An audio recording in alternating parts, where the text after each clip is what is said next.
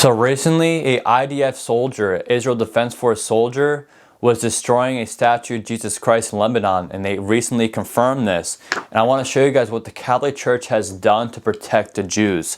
So, it was estimated by a newly created government of Israel that Pope Pius XII's policy of quiet but intense behind-the-scenes effort has saved over 800,000 Jewish lives during the Holocaust, more than all other relief organizations combined.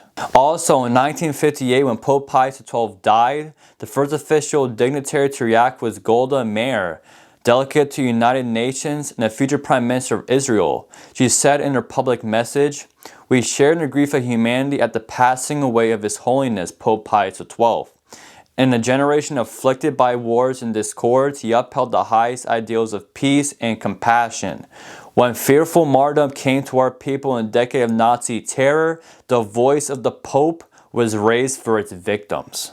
Also, Isaac Herzog, the chief rabbi of Jerusalem, also said, "The people of Israel will never forget what His Holiness and His illustrious delegates, inspired by the eternal principles of religion, which form the very foundations of true civilization, are doing for our unfortunate brothers and sisters in the most tragic hour of our history, which is living proof of divine providence in this world." Also, when the war ended, Pope Pius XII's behind-the-scenes efforts on behalf of European Jews were warmly recognized. Rabbi Abraham Zolli, the chief rabbi of Rome, was so moved by the Pope's defense of his people that he felt compelled to investigate the Catholic faith that animated this great man.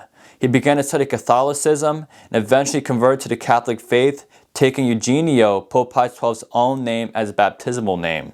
He chose that name in honor of the good Pope who worked so tirelessly for the Jewish people. Also, in October 1943, the German forces occupying Rome were apprehending Jewish people in Rome for deportation. Pope Pius XII negotiated with the German ambassador at length, saving lives of 8,000 Jews. At the time of the German occupation, the Pope commanded that all convents, monasteries, and houses of study in Italy be open to hide the Jewish population from the Nazis. Thousands of Jews were hidden and saved through this action.